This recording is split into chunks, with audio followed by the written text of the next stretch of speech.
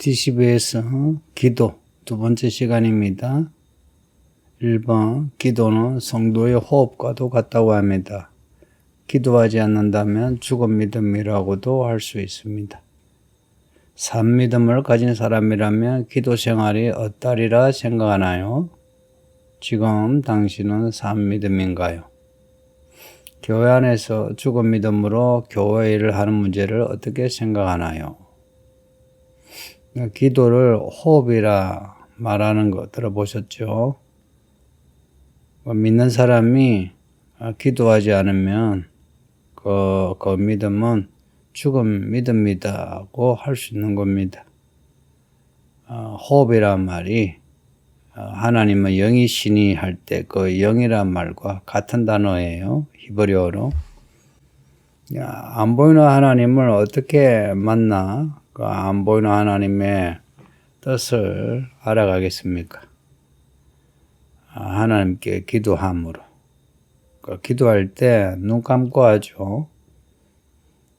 눈 뜨고도 할 수 있지만 눈 감는 거는 안 보이는 하나님을 우리가 기도로 하나님의 이름을 불러서 하나님을 만나는 겁니다. 기도할 때 하나님의 이름을 먼저 부르죠. 하늘에 계신 우리 아버지 하든지 예수님 하든지 주의 이름을 부르는 거예요. 그 주의 이름을 부른다. 주의 이름을 부를 때 호흡이 됩니다. 영적인 호흡이 됩니다. 주의 이름을 부를 때. 이제 말씀은 뭐냐? 말씀은 생명의 양식입니다.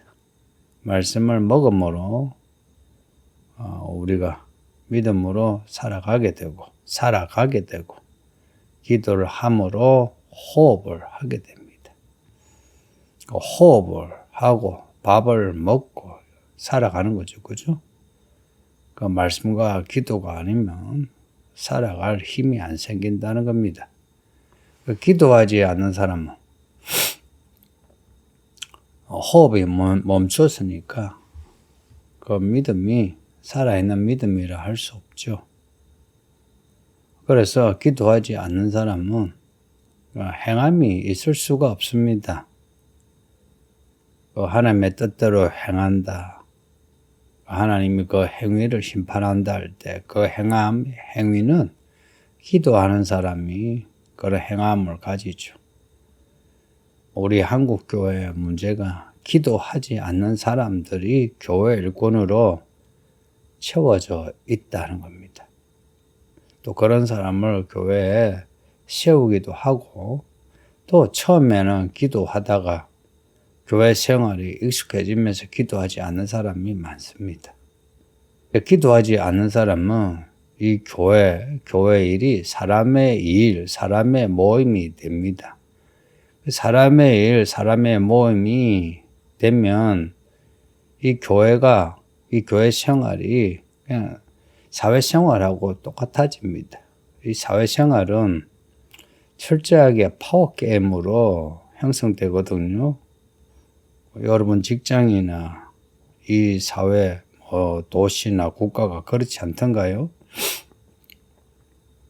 기도하지 않고 교회 일을 하는 사람은 교회에서 파워게임처럼 그렇게 생각합니다.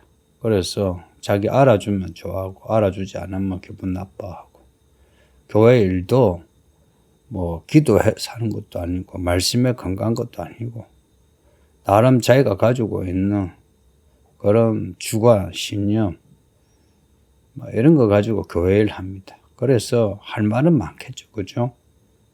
얼핏 들으면 그럴듯하고 근데 다 틀렸습니다. 이 교회는 그런 사람에게 휘둘리지 맙시다. 저는 휘둘리지 않으려고 하니까 여러분도 그러세요. 여러분도 그런 사람 되지 마시고.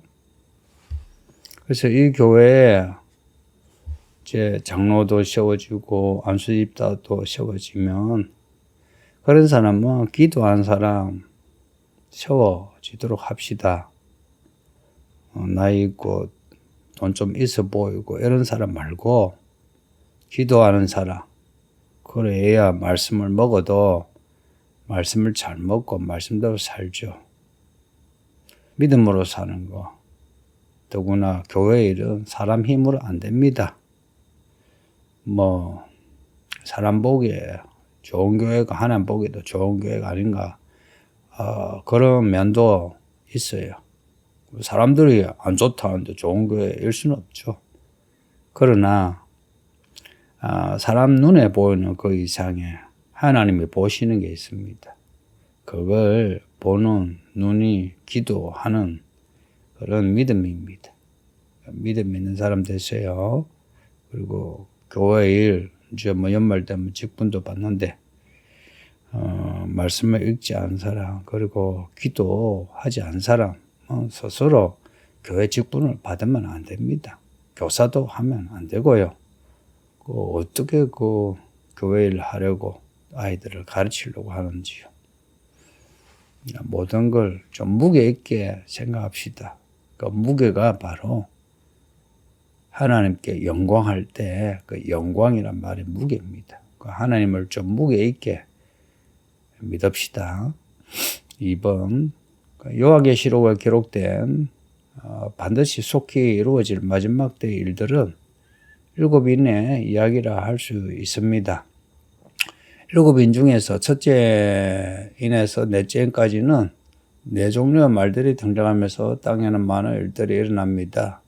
아래 물음에 답하세요. 1번 다섯째 인에서는 순교자들의 영혼이 제단 아래에 있습니다. 순교자들이 왜 죽임을 당하여 순교자가 되었다고 하나요? 말씀과 증거 때문에 말씀대로 살다가 또 복음을 전거하다가 그래서 죽임을 당합니다. 그러니까 순교자들이 그렇게 죽임을 당하였기에 교회가 이렇게 세워지고 또 우리가 교회 다니게 된 겁니다. 요한계시록에 기록된 7인의 내용을 꼭 숙지하세요. 왜 이 첫째, 둘째 서술로 표현해서 기록하겠습니까? 반드시 일어날 일들을 그 사건들의 순서로 기록한 겁니다. 그러니까 우리는 한 지역에 살고 있어 이 순서가 어떻게 잘 진행되는지 그 순서를 잘 알 수는 없어요. 또 이 일들이 중첩되어서 혹은 이게 오버래핑이라 할 수도 있는데 혹은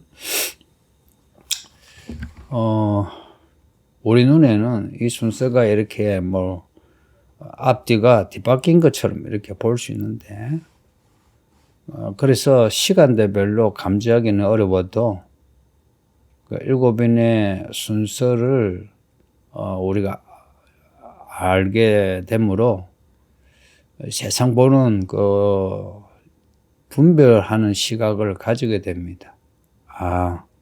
지금 이런 일들이 성경에 이런 예언과 이런 맞구나. 이제 하나하나 이렇게 맞춰가는 겁니다. 그리고 첫째 인에서 넷째 인의 그 말들 이야기 이제 그 말들이 계속 나오는 거 연속성이 있는 거죠, 그죠? 그러다가 다섯째 인의 이야기에서 순교자들의 그 탄원하는 기도하는 내용이 나옵니다. 그리고 뒤에 여섯째 인 나오고 일곱째 인 나오는데요. 이 다섯째 인의 순교자들의 제단 아래서의 이 기도, 탄원, 이게 응답이 된 겁니다. 이게 응답이 되면서 이제 하나님의 복수가 여섯째 인, 일곱째 인으로 됩니다. 그래서 다섯째 인의 순교자들의 기도가 7인의 이야기에서 전환점이 된다고 할 수 있습니다. 그리고 그 본론은 7째 인에서 이제 7째 인의 7나팔에서 재앙이 이제 본격적으로 되고 그 마지막이 그 일제 나팔에서의 7 대접입니다. 이 순교자들은 이 땅에서 말씀을 전하다가 혹은 믿음으로 살다가 그 믿음의 삶 때문에 죽은 사람들입니다. 그래서 이들은 어찌하든지 예수님이 재림하셔 이 세상을 심판하기를 원합니다. 그 심판으로 인해서 이들의 이 죽음이 헛되지 않은 것, 헛되지 않으므로 예수님께 영광을, 또한 이들은 그 마음을 푸는 거죠. 그러니까 이런 순교자들이 지금 하늘에서 빨리 복수해 주세요라고 하고 있다는 거 잊지 마세요. 그래서 우리가 이곳에서 살 때도 이제 말 그대로 순교자적인 믿음으로 살아야죠. 순교자적인 믿음으로. 순교자적인 믿음이라 정말 그 순교자가 될 만한 상황이 돼야 진짜 순교자적인 믿음인지 아닌지 드러날 겁니다. 저도 뭐 이래 말하다가 어느 순간 비겁하게 될지 누가 압니까? 여러분도 그렇지 않나요? 그러니 지금 연습합시다. 이번 제단 아래의 순교자들의 영혼들이 큰 소리로 기도한 내용을 보세요. 순교자들이 무슨 기도하나요? 하늘의 순교자들이 이런 기도를 한다면 우리는 무슨 기도하나요? 10절에 큰 소리로 기도하는데 기도라 하지 않고 10절에 보면 큰 소리로 불러 이르되 큰 소리로 예수님께 지금 간청하는 겁니다. 우리가 여기서 아버지여 이루어 주소서 이런 거하고는 좀 달라요. 거룩하고 참되신 대주제여 땅에 가는 자들을 심판하여 우리 피를 갚아주지 아니하시기를 어느 때까지 하시라 하나이까. 빨리 우리 피를 갚아달랍니다. 그 하늘에서 이런 기도를 하면 땅에서도 똑같은 기도하는 겁니다. 똑같은 기도를 예수님이 가르쳐 주셨어요. 주기도문입니다. 하늘에 계신 우리 아버지여 뜻이 하늘에서 이루어진 것처럼 땅에서도 이루어 주소서. 예수님이 재림하시는 그날 제 예루살렘이 하늘에서 땅에 내려오는 날 이 모든 게 하나님의 뜻이 다 이루어지는 그리고 이 순교자들의 이 탄원이 다 이루어지는 날이 됩니다. 그 예수님의 그 주기도문은 종말론적인 기도입니다. 그러니까 우리가 종말론적인 믿음으로 사는 거예요. 기도도 이거 주세요, 저거 주세요. 그런 기도를 하는 또 그 기도를 들어주시는 이유도 하늘의 뜻을 땅에 이루시기 위한 그래서 기도를 통해서 우리의 믿음이 자라야 합니다. 어릴 때는 그냥 뭐 때를 쓰면서 해달라 그러죠. 근데 좀 철들면은 부모가 뭘 원하는지 그런 일을 하죠, 그죠? 똑같이 믿음도 철없을 때는 그냥 때를 쓰듯이 기도하는 거예요.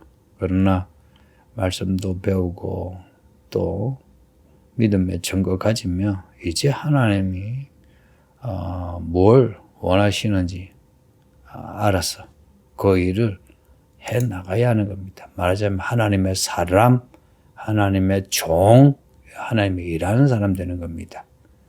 3번 순교자들의 기도를 들으신 하나님이 이들에게 주시는 말씀은 무엇인가요? 이들에게 주신 말씀이 지금 우리에게는 어떤 메시지가 될까요? 순교자의 수가 차기까지 쉬어라 하십니다. 쉬어라. 그러니까 하늘에 올라가면 그게 쉬는 겁니다. 기다리는 거예요. 기다리는 거. 하늘에서는 일하는 거 없습니다. 때를 기다리는 겁니다. 지금 하늘에서 순교자들이 때를 기다리고 있습니다. 반면에 믿지 않고 죽은 사람은 지옥에서 쉼을 얻지 못합니다. 지옥은 영원히 쉼이 없습니다. 죽는 거 제가 가끔씩 이야기하는데 사람이 다 죽어요. 뭐 사고 나서 병 나서 안 죽어도 늙으면 다 죽어요.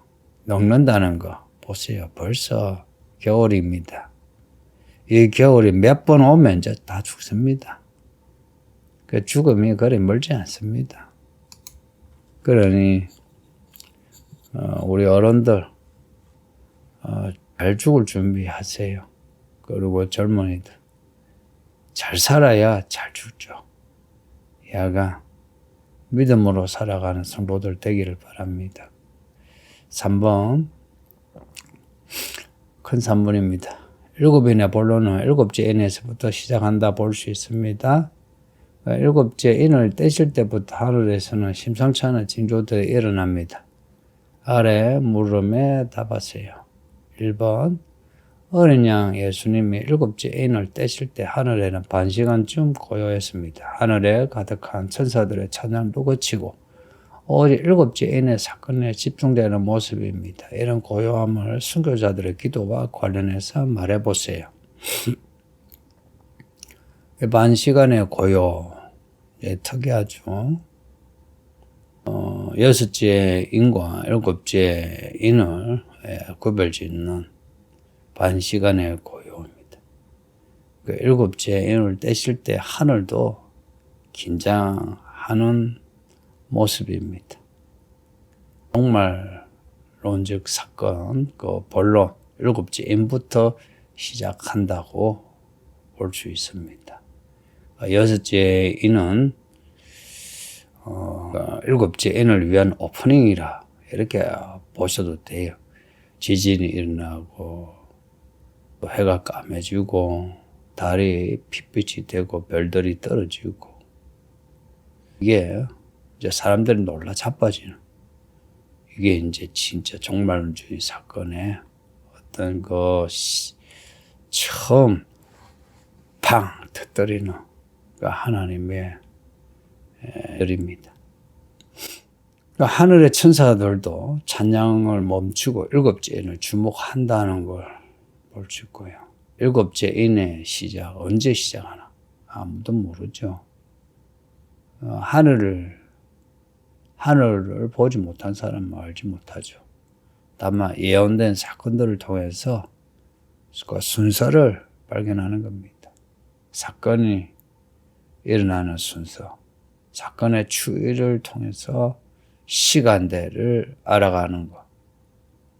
이게 성경의 역사관입니다. 5째 인과 7째 인, 그 사이에 6째 인, 그 일들, 그 한번 읽어보세요. 지금은 그 첫째 인에 넷째 인까지 일들이 2000년 내내 지속되었고요. 그리고 6째 인이 일어나고 있습니다. 이제 이런 식으로 사건으로 시간을 발견하는 거는요, 일반적으로 이야기하는 그 세대주의란 말이 있습니다. 세대주의, 그 나누다, 그 디스펜세이셔널리즘이라고요. 뭔가 나누는 그 세대주의하고는 조금 다릅니다. 세상을 7경륜으로 나누고요. 그 세대주의는 이제 이게 신학적 이름입니다. 그리고 이스라엘과 교회의 어떤 유기적 연결성을 부정하고 그 성경을 딱 문자 그대로 해석해요. 또 이스라엘 독립을 특별한 시대의 징조로 보고요.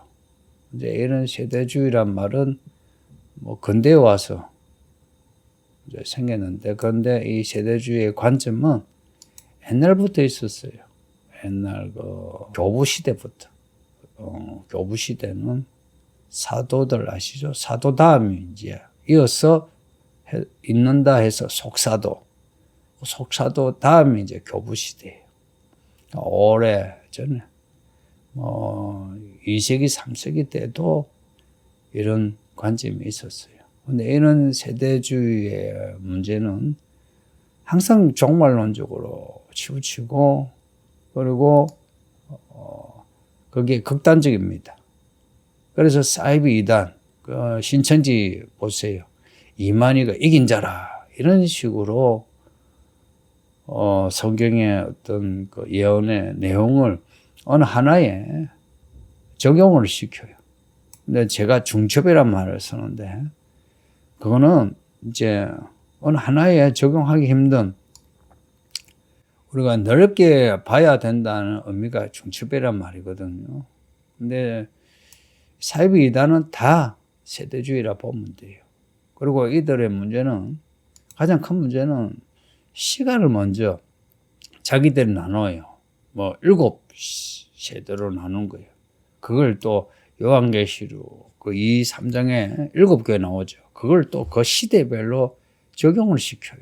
말하자면 문자로 본다면서 억지로 짜 맞추는 게 세대주의입니다. 그런 시각은 문제가 많거든요. 근데 제가 말하는 부분, 예를 들어서 뭐 말씀 이게 순서대로 되지. 이게 앞뒤를 이렇게 하지는 이렇게 앞뒤를 혼란스럽게 만들어 놓지는 않는다 이야기입니다. 특히나 요한계시록은 그래요. 그 복음서는 좀 달라요.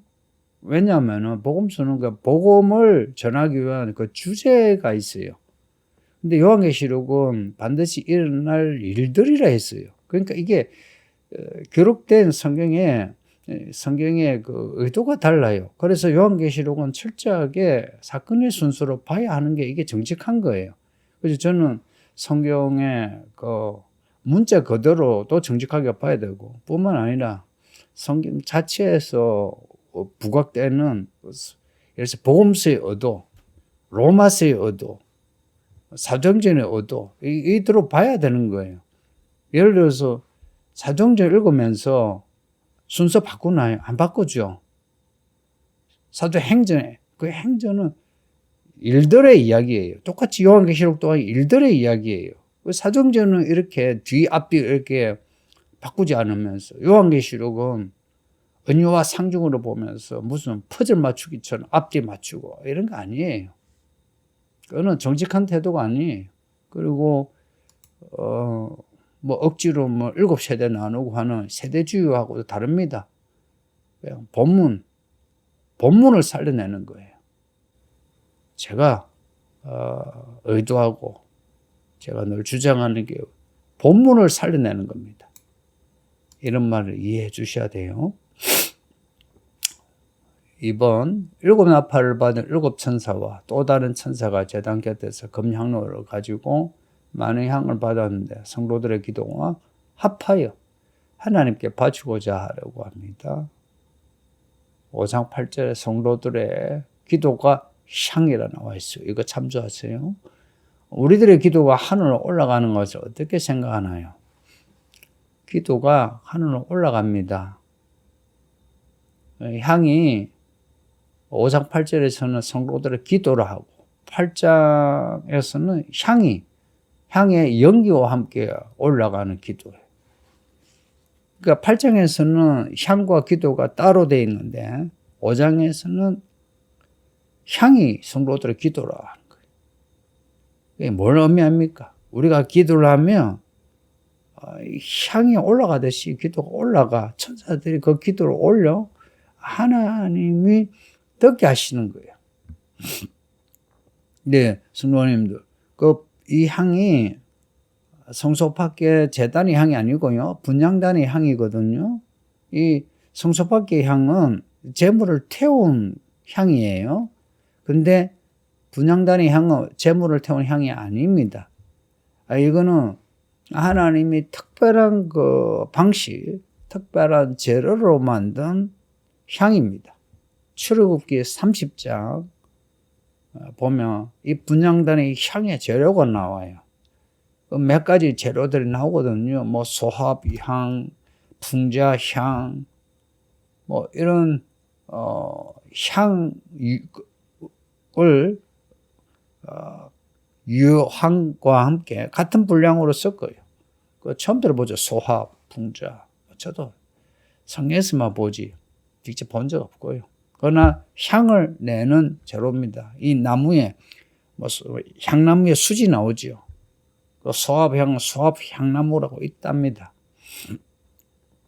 그걸 같은 분량으로 섞어야 되고요. 그리고 향 만드는 대로 법대로 향을 만들고 거기다가 끝에 소금을 쳐서 향을 성결케 해요.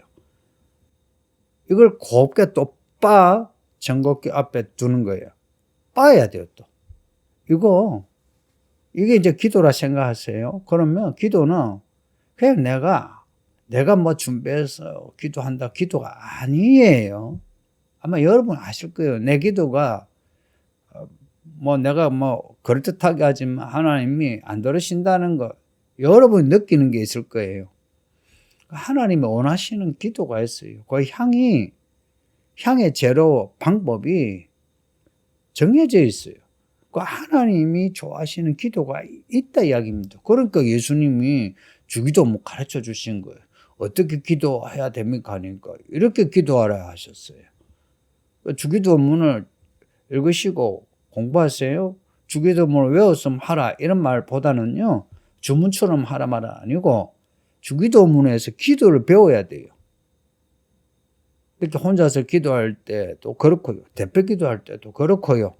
좀 배운 대로 하세요. 혼자서 나의 진심이다. 내가 또 진심을 강조했죠. 그러니까 진심만 있으면 된다는데 그 말 틀리진 않는데 거기에 진실성이 있어야 돼요. 진실성은 하나님 앞에 내가 하나님 뜻을 받아들입니다. 내가 하나님 뜻대로 하고 싶습니다. 이게 진실성이죠. 근데 진심만 가지고 기도하는 거는 기도가 아니에요. 향에다 소금 치는 거 보세요. 소금이 무슨 소금입니까? 예수님의 죽음이에요. 예수님의 그 십자가 은혜로 기도를 성결케 해야 돼요. 그냥 내가 하고 싶은 기도 이게 아니고요. 하나님이 우리를 받아주시는 기도를 해야 돼요. 무슨 기도든지 예수 이름으로 기도를 한번 올라가는데 그 기도가 하나님이 보시기에 받으실 만한 기도 합시다. 이렇게 우리가 배워나가면 우리가 쉽게 생각하는 게 그렇게 쉽지 않다는 거 이제 알게 되죠. 이렇게 해서 우리의 믿음이 자라가는 겁니다. 기도하겠습니다. 아버지 하나님 감사합니다. 오늘도 DCBS를 하게 하시니 공부 잘하는 성도 되어 믿음으로 살게 해주세요. 내일 공부할 때에 아름답고 또 생명력이 있는 그런 TCBS 모임이 되게 해주세요. 예수님 이름으로 기도합니다. 아멘.